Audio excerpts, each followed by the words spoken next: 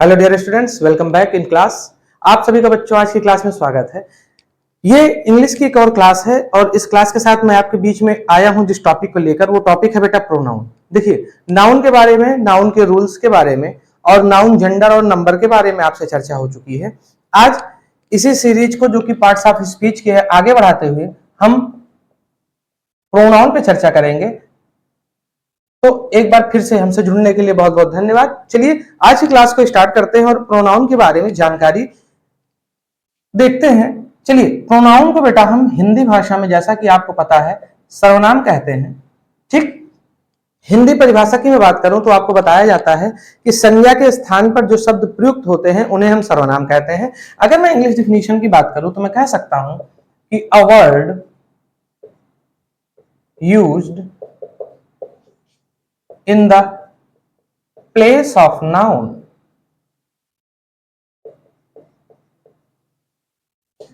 to avoid repetition। Noun या मैं बात करूं बेटा नाउन फ्रेज भी, तो a word used in the place of noun। तो बच्चों, a word used in the place of noun to avoid repetition, दोहराव को या पुनरावृत्ति को रोकने के लिए वह शब्द जो नाउन के स्थान पर प्रयोग में लाया जाता है उसे हम प्रोनाउन कहते हैं। ठीक, हिंदी की मैं बात करूं तो मैं कह सकता हूं कि वह शब्द जो संज्ञा के स्थान पर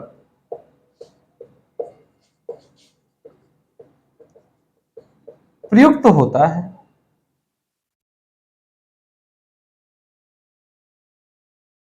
उसे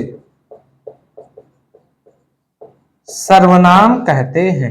बहुत पुरानी और बहुत ही छोटी सी डिफिनीशन है ये, कि सर्वनाम वो शब्द होता है जो संज्ञा के स्थान पर प्रयुक्त होता है।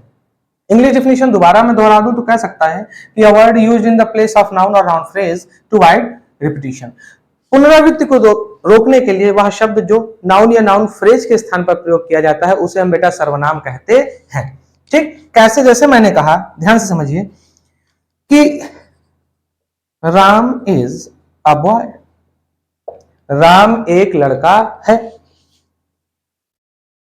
राम वर्क्स डेली, राम प्रतिदिन कार्य करता है। Ram earns good money, Ram अच्छे पैसे कमाता है। ठीक, तो एक बात ध्यान दीजिए, किसी भी वाक्य की शुरुआत में अगर एक बार कोई नाउन आ गया, यहां शुरुआत में, तो मैं शुरुआत की बात कर रहा हूं, नहीं तो नाउन चाहे जहां रहे उसके रिपीटिशन को नेक्स्ट सेंटेंस में रोकने के लिए हम प्रोनाउन यूज करते हैं। ध्यान दो, अगर राम यहां पर बेटा नाउन आ गया और बार बार अब आगे सेंटेंस में राम राम न लिखना पड़े तो हम इसके स्थान पर इसके रिपीटिशन को रोकने के लिए जो शब्द प्रयोग में लाएंगे उसे ही हम प्रोनाउन कहेंगे। अब देखिए प्रोनाउन काम कैसे करता है। जैसे राम, आपको पता होगा, मैंने आपको पढ़ाया है, राम का जेंडर बेटा मैस्कुलिन जेंडर है और ये क्या है? सिंगुलर मैस्कुलिन नाउन है। तो हमको प्रोनाउन यूज करने के लिए दो चीजें देखनी है। पहली चीज क्या कि नाउन क्या है, सिंगुलर है कि प्लूरल है, और दूसरा क्या है, मैस्कुलिन है कि फेमिनिन है। सिंगुलर में तो मैस्कुलिन फेमिनिन से असर पड़ेगा, प्रोनाउन में जब नाउन प्लूरल होगा तो मैस्कुलिन फेमिनिन का कोई असर नहीं पड़ता है। क्यों? अभी आगे आपको पता चलेगा। जैसे राम यहाँ पर बेटा मैस्कुलिन है और सिंगुलर है, तो मैस्कुलिन और सिंगुलर के लिए जो हमारे पास प्रोनाउन यूज करते हैं हम, वो ही है। तो अब प्राइमरी जो सेंटेंस है, या मैं कहूं जो मुख्य वाक्य जहां से राम के बारे में हमको सबसे पहली बार जानकारी मिली है, वो पहला ये वाक्य है कि राम एक लड़का है। बार बार राम न लिखना पड़े। ठीक, तो इस वजह से हमने राम का जेंडर देख लिया और नंबर देख लिया, और नंबर और जेंडर के अकॉर्डिंग हमने राम के लिए जो प्रयुक्त प्रोनाउन है ही, उसे प्रयोग में ला लिया। तो he works daily, he earns good money, यहां वास्तव में ही जो है बेटा वो राम को ही रिफ्लेक्ट करता है। तो आई होप आपको इस छोटे से एग्जांपल से समझ में आ गया होगा। ठीक, कि प्रोनाउन क्या है? प्रोनाउन वह है जिसे हम नाउन या नाउन फ्रेज के स्थान पर प्रयोग में लाते हैं। अभी आपको बहुत सारे काइंड्स ऑफ प्रोनाउन पढ़ाए जाएंगे और यूजेस के द्वारा बताए जाएंगे कि कैसे इनको प्रयोग में लाया जाता है। चलिए क्लास को आगे बढ़ाते हैं और मैं इसे रफ करता हूं और हम प्रोनाउन के काइंड्स पे चर्चा करेंगे और बहुत सारे एग्जाम्पल देखेंगे। प्रोनाउन बहुत ही इंपॉर्टेंट टॉपिक है बेटा, देखने में छोटा सा लगता है लेकिन आपको पता है कि किसी भी चीज को जब भी आप लिखना शुरू करोगे, किसी भी टॉपिक को आप पढ़ोगे इंग्लिश में, तो हर टॉपिक में सेंटेंस ही है, ठीक। और सेंटेंसेस में जैसे आप एक सेंटेंस से दूसरे या तीसरे पर पहुंचते हो, आपको नाउन का रिपीटिशन रोकना पड़ता है। अब जैसे छोटे नाम है तो उनको एक बार दो बार लिखने से काम चल जाता है, लेकिन जैसे बड़े नाम है जैसे महामना, मदन मोहन, वाल्मीकि, अब अगर आपको इनके बारे में 8-10 लाइन लिखना है तो 10 लाइन में 5 लाइन में तो इनका नाम ही आएगा, ठीक। तो बार बार लंबे नामों को या नाउन क्लॉजेस और फ्रेजेस जब आप पढ़ोगे तो नाउन में जो फ्रेज होते हैं, जो वाक्यांश प्रयोग में लाए जाते हैं लास्ट में, उनके स्थान पर उनसे संबंधित प्रोनाउन का प्रयोग करते हैं हम, तो बार बार उनको लिखने से बचते हैं। इससे हमारा भाव भी पता चल जाता है कि अच्छा ये इसके लिए प्रयुक्त हुआ है और समय भी बचता है। तो चलिए हम प्रोनाउन के बारे में चर्चा करेंगे और जो आज का हमारा दूसरा टॉपिक है बेटा वो है kinds of pronoun,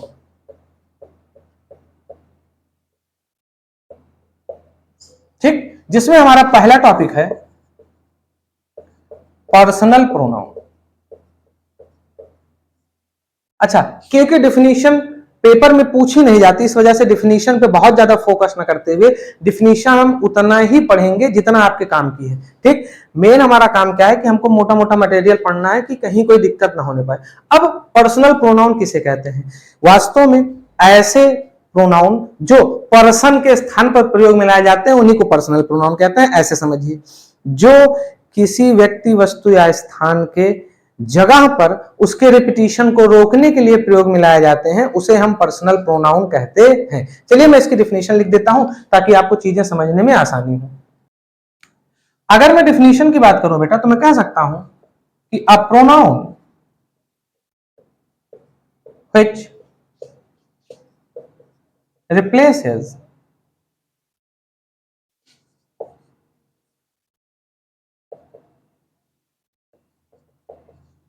specific person, place or thing in a sentence। a pronoun एक सर्वनाम which replaces, जो कि क्या करता है, रिप्लेस करता है, अर्थात स्थान पर आता है या बदलता है किसको, स्पेसिफिक पर्सन को, प्लेस को या थिंग को किसी भी सेंटेंस में। कैसे? जैसे मैंने आपको बताया। अब राम, राम के बारे में सबसे पहले मुझे क्या देखना है कि ये सिंगुलर है और दूसरा ये क्या है, मैस्कुलिन जेंडर है। तो मैंने आपको बताया कि राम अगर सिंगुलर है और मैस्कुलिन जेंडर है तो इसके लिए जो प्रोनाउन यूज में आता है बेटा वो क्या है, ही है। सेम वैसे अगर मैं फेमिनिन की जगह, सॉरी मैस्कुलिन की जगह फेमिनिन जेंडर में जाऊं तो देखिए सीता भी क्या है, सिंगुलर है और फेमिनिन जेंडर से है, इस वजह से इसके लिए जो हम प्रोनाउन यूज करते हैं वो क्या है बेटा, शी है, ठीक। तो लड़का हुआ तो ही, लड़की हुई तो सी, कंडीशन यही है कि सिंगुलर होना चाहिए, ठीक। अच्छा, अगर मुझे टेबल वगैरह दिखाना है या पेन वगैरह दिखाना है, कहने का मतलब नॉन लिविंग थिंग्स दिखाना है, क्या, नॉन लिविंग थिंग्स दिखाना है, तो उसके लिए जो हम, अगर वो सिंगुलर है तो उसके लिए जो हम यूज करते हैं बेटा वो इट है, ठीक। तो ही लड़के के लिए, शी लड़की के लिए और इट न्यूटर जेंडर के लिए। आगे आपको इट के यूजेस में पढ़ाऊंगा तो ये डिमॉन्स्ट्रेट करने के लिए भी यूज होता है, ये डमी सब्जेक्ट के रूप में भी यूज होता है। इट के यूजेस की अलग से ही क्लास आपकी चल जाएगी, ठीक। तो आई होप आपको ये चीजें समझ में आ गई होंगी कि लड़का है तो ही, लड़की है तो शी, और अगर जेंडर नॉन लिविंग है तो इट का प्रयोग। चलिए अब मैं बात करता हूं, अगर कोई प्लूरल सब्जेक्ट है तो उसके लिए बेटा आप दे यूज करते हो। तुम आया अगर तुम, तो तुम के लिए आप यू करते हो।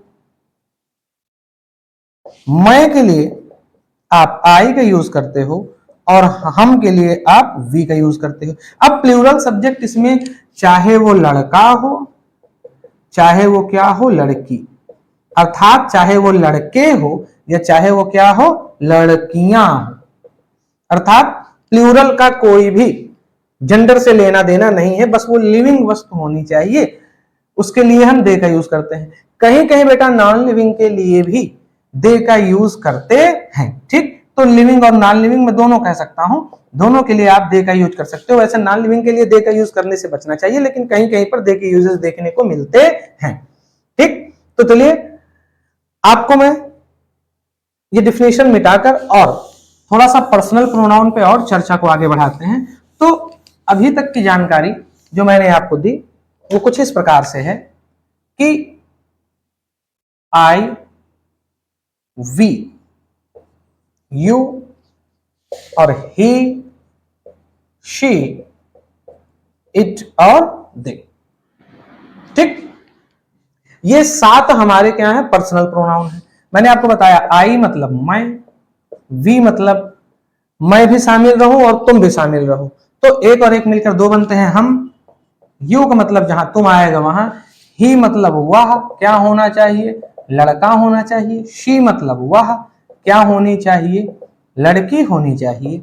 इट मतलब यह क्या होना चाहिए, निर्जीव होना चाहिए या मौसम संबंधी घटनाओं इत्यादि के लिए। आगे इस पे मैंने आपसे बताया विस्तृत चर्चा होगी। और दे का मतलब ये प्लूरल होना चाहिए और लिविंग होना चाहिए। ठीक, इसी के साथ केसेस ऑफ पर्सनल प्रोनाउन आते हैं आगे। ठीक, चलिए उस पर चर्चा कर लेते हैं। तो ये क्या करेंगे, ये नाउन के रिपीटिशन को रोकेंगे। जैसे मैंने कहा Sita is my sister, Sita मेरी बहन है। अब मुझे बताना है कि सीता कक्षा 8 में है, तो Sita is in 8th grade या क्लास 8th, इसकी जगह पर मैं शी लगा दूंगा। ठीक, अगर मैंने कहा बॉयज आर नॉटी, लड़के शरारती हैं, और फिर मैं कह सकता हूं कि दे आर स्मार्ट आल्सो, वे समझदार भी हैं। ठीक, तो दोबारा बॉयज न लिखना पड़े इसके लिए मैंने देखा कि ये प्लूरल है और मैंने दे लगा दिया। ये बेसिक जानकारी अमूमन बच्चों को क्लास 5th 6th में, अब तो 3rd क्लास से ही बता दी जाती है। अगर मैं केस की बात करूं बेटा, ठीक, तो उससे पहले एक चीज आपको जानना जरूरी है। मैं ये काइंड्स ऑफ प्रोनाउन भी हटा देता हूं, थोड़ा सा हमको जगह मिल जाएगी। आपको एक चीज जानकारी दे दूं कि आई और वी, इनको बेटा हम फर्स्ट पर्सन प्रोनाउन कहते हैं। ठीक, यू को हम सेकंड पर्सन प्रोनाउन कहते हैं, और ही, शी, इट और दे को हम थर्ड पर्सन प्रोनाउन कहते हैं। ठीक, आपको हिंदी में जब आपने सर्वनाम पढ़ा होगा तो आपके टीचर ने आपको बताया होगा कि पुरुष 3 प्रकार के होते हैं, प्रथम पुरुष, मध्यम पुरुष, उत्तम पुरुष। ये सेम वही कहानी है। ठीक, हमारे पास आई और वी फर्स्ट पर्सन है, हमारे पास यू सेकंड पर्सन है, और ही, शी, इट और दे थर्ड पर्सन है। इन्हें आप जितना जल्दी याद कर लीजिए उतना ही आपके लिए बेहतर होगा, नहीं तो आगे की क्लासेस में आपको दिक्कत होगी। चलिए क्लास को फटाफट आगे बढ़ाते हैं, और मैं बात करने जा रहा था केस की। अब एक चीज ध्यान से समझिए, किसी भी नाउन को मूलतः 3 तरीके से प्रयोग में लाया जाता है। एक तो वो काम करेगा तो वो सब्जेक्ट होगा, एक वो उसके बारे में बातचीत की जाएगी या उससे काम वगैरह करवाया जाएगा तो वो ऑब्जेक्ट होगा, एक किसी विषय वस्तु पर उसका अधिकार होगा तो वो पोसेशन दिखाएगा। जैसे मैंने कहा, ध्यान से समझिए, Ram is a teacher, Ram एक शिक्षक है। ही इज 30 years old, वो 30 वर्ष के हैं। आई लाइक राम्स टीचिंग, मुझे राम की जो शिक्षा का तरीका है, जो शैक्षिक गतिविधि है, वो पसंद है। ठीक, अच्छा दूसरा एक और मैं बढ़ा दूं कि आई लाइक राम, मुझे राम पसंद है। शिक्षक को बच्चे अमूमन पसंद करते हैं जब उनकी शिक्षा प्रणाली या उनकी बातें उनको अच्छी लगती है। तो मैंने कहा Ram is a teacher, Ram एक शिक्षक है। आई लाइक राम, मैं राम को पसंद करता हूं। यहां से भी मैं ही हटा रहा हूं, पहले आप यही समझिए। Ram is 30 years old, Ram 30 वर्ष के हैं। आई लाइक राम्स टीचिंग, मुझे राम का पढ़ाने का जो तरीका है वो क्या है बेटा, पसंद है। अब आप समझिए, मैंने इसको मान लिया कि यहां ऐसा सेंटेंस जिसमें सब्जेक्ट के बारे में सबसे पहली बार जानकारी मिल रही हो, आप उसे प्राइमरी सब्जेक्ट मान सकते हो या उसे प्राइमरी सेंटेंस मान सकते हो। वैसे प्राइमरी सेंटेंस का मतलब दूसरा होता है, लेकिन समझाने के लिए मैं आपको बता रहा हूं। तो यहां पर आप क्योंकि पहली बार राम से मुलाकात हो रही है आपकी, आप राम के बारे में पहली बार सुन रहे हो, इस वजह से यहां आप राम को टच नहीं करोगे। दूसरे वाले में देखिए, आई लाइक राम, मुझे राम पसंद है। अब आपको देखना है बेटा कि ये सब्जेक्ट है, ये वर्ब है और ये ऑब्जेक्ट है। राम की जगह ऑब्जेक्टिव केस की है, तो राम को आप हटाकर ही नहीं लगा सकते। जबकि मैंने पीछे आपको बताया था कि राम क्योंकि लड़का है उसके लिए ही लगता है। क्यों नहीं लगा सकते? क्योंकि जगह ऑब्जेक्ट की है, तो यहां आपको किसकी जरूरत पड़ेगी? ऑब्जेक्टिव केस की जरूरत पड़ेगी। क्या लगा सकते हैं? अभी आगे दिखाता हूं। फिर मैंने कहा राम इज 30 ईयर्स ओल्ड। अब यहां पर ये वर्ब है, ये पूरा हिस्सा कॉम्प्लीमेंट हो गया, ये पूरा हिस्सा कॉम्प्लीमेंट वर्ब है, ऑब्जेक्ट हो गया, और बात की बात है, मैं आपको सेंटेंसेस में पढ़ा चुका हूं। मेरा मुद्दा ये है कि यहां राम बेटा सब्जेक्ट है, तो अब यहां आप सब्जेक्टिव केस ही लगा सकते हो। ठीक। तीसरे में देखिए, नीचे वाले में आई लाइक राम्स टीचिंग। अब यहां पर भी मुझे राम हटाना है, अब मैं यहां पर ही नहीं लगा सकता। क्यों? क्योंकि ये सब्जेक्ट की जगह नहीं है। इसका ऑब्जेक्टिव केस हिम भी नहीं लगा सकता, जो कि यहां लगना था। क्यों? क्योंकि वो ऑब्जेक्टिव केस है। यहां टीचिंग नाउन पर अधिकार दिखाना है, तो एक विषय वस्तु पर जब दूसरे नाउन का अधिकार दिखाया जाता है, तो मैंने आपको पिछले ही क्लास में नाउन पॉसेसिव केस के बारे में बताया था, तो यहां पर मुझे पॉसेसिव केस का प्रोनाउन लगाना पड़ेगा, जो कि क्या है? हिज है। तो अब मुझे पता चला कि ही अलग है, हिम अलग है और हिज अलग है। तो ये कैसे अलग है, इसी पे आगे चर्चा चल रही है। तो देखेंगे हम प्रोनाउन के केस के बारे में। आई होप आपने इसे नोट कर लिया होगा।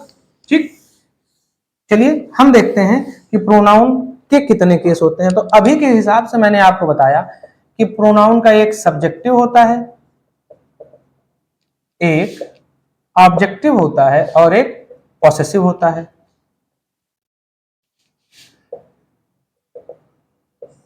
ठीक, सब्जेक्टिव केस मतलब सब्जेक्ट की जगह पर।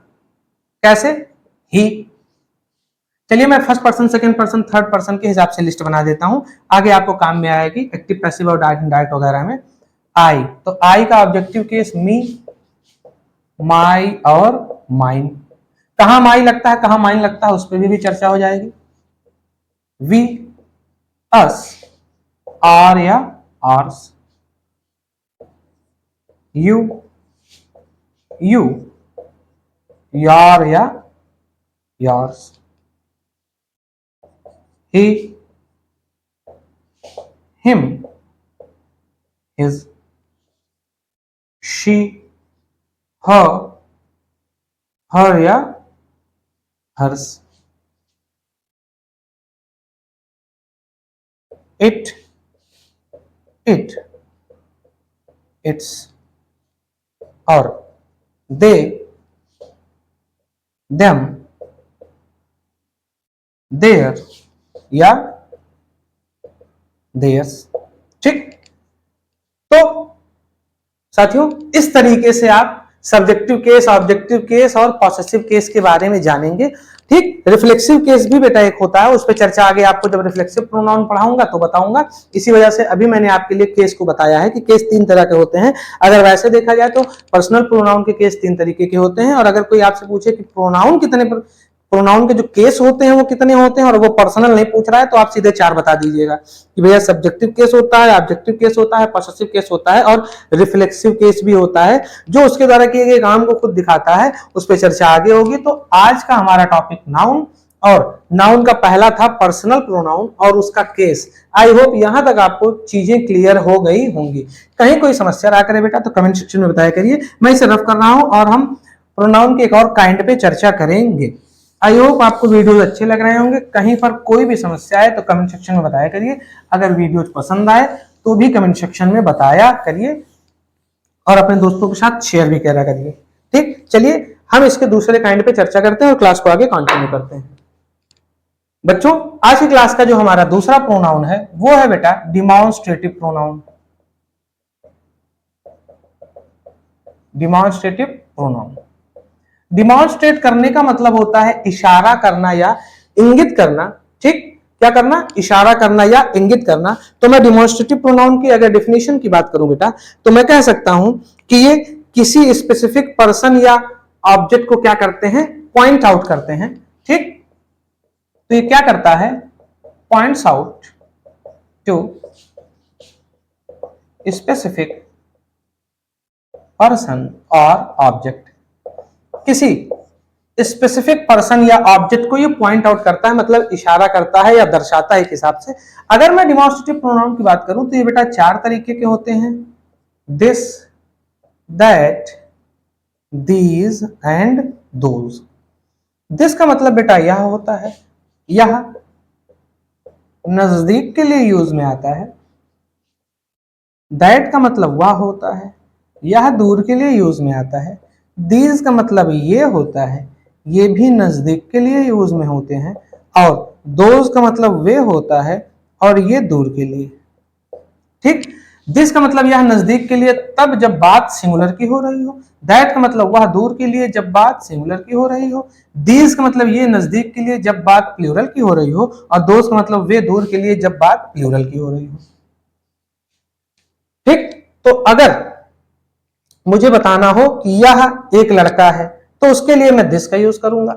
अगर मुझे बताना हो कि वह एक पेड़ है तो उसके लिए मैं दैट का यूज करूंगा। अगर मुझे बताना हो कि ये लड़के हैं तो मैं दीज का यूज करूंगा। और अगर मुझे बताना हो कि वे जानवर हैं तो मैं दोज का यूज करूंगा। ठीक, तो दिस यह को दिखाएगा, नजदीक को दिखाएगा, सिंगुलर को दिखाएगा। दैट वह को दिखाएगा, दूर को दिखाएगा, सिंगुलर को दिखाएगा। दीज ये दिखाएगा, नजदीक को दिखाएगा लेकिन प्लूरल को दिखाएगा। और दोज का मतलब वे दूर को दिखाएगा लेकिन किसको दिखाएगा, प्लूरल को दिखाएगा। ठीक, तो इसके एग्जाम्पल की मुझे नहीं लगता कोई आवश्यकता है, फिर भी मैं आपको बता देता हूं कैसे।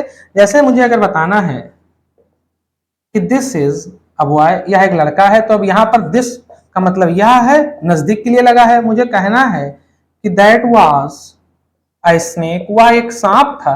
तो क्योंकि स्नेक सिंगुलर है और दूर है इस वजह से यहां दैट लगा है। मुझे बताना हुआ कि दीज आर पेट्स, ये पालतू जानवर हैं, तो क्योंकि नजदीक है और प्लूरल है इस वजह से मैंने दीज लगाया। और मैंने अगर बताया कि दोज आर वाइल्ड एनिमल्स, जंगली जानवर हैं और दूर हैं, तो इस वजह से मैंने क्या लगाया है, दोज का यूज किया है।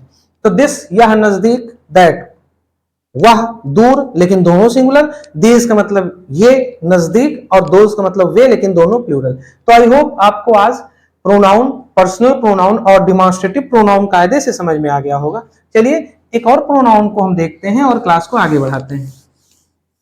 क्लासेस को अगर आप एंजॉय कर रहे हो तो मैं कहता हूं आप लाइक जरूर कर दिया करिए और पढ़ाई का आनंद लेते रहिए। अगर मैं तीसरे प्रकार के प्रोनाउन की आज चर्चा करूं तो मैं जो प्रोनाउन लेने चल रहा हूं वह है बेटा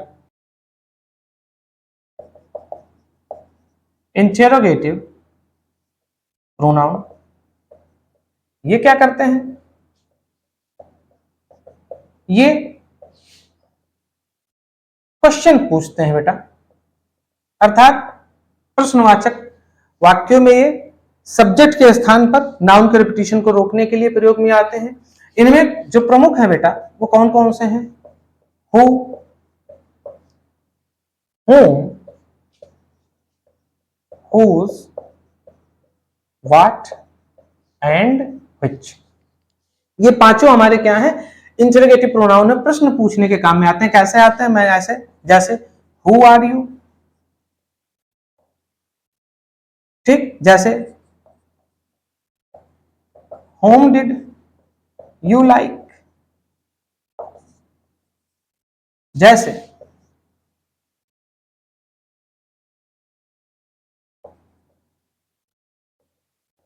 what is your name, जैसे which is your book। ऐसे बहुत तरीके से आप इनको यूज में लाते हो। ठीक, तो हु का मतलब क्या होता है बेटा, कौन। whom का मतलब होता है बेटा किसे। whose का मतलब होता है किसका या किसकी। व्हाट का मतलब होता है क्या, और which का मतलब होता है कौन सा या कौन सी। तो इन्हें इंटरोगेटिव सेंटेंसेस में हम यूज में लाते हैं। तो आई होप आज की क्लास में आपको इंटरोगेटिव प्रोनाउन भी कायदे से समझ में आ गया होगा। तो आज की क्लास में हमने प्रोनाउन के बारे में, उसके डेफिनेशन के बारे में, उसके थोड़े से यूजेस के बारे में, पर्सनल प्रोनाउन के बारे में, केस के बारे में और इंटरोगेटिव और डिमॉन्स्ट्रेटिव प्रोनाउन के बारे में जानकारी लिया। अगली क्लास में हम प्रोनाउन के बाकी बचे हुए 3-4 और प्रकार हैं उन पे चर्चा करेंगे और फिर हम प्रोनाउन के रूल्स पे चर्चा करेंगे। जैसा कि मैंने आपको बताया ये क्लासेस बहुत इंपॉर्टेंट हैं, तो इन्हें ध्यान से पढ़ते रहिए और एंजॉय करते रहिए। तो जल्दी आपसे मिलूंगा बेटा एक और नई क्लास के साथ। तब तक के लिए keep practising and be happy, be healthy. जय हिंद।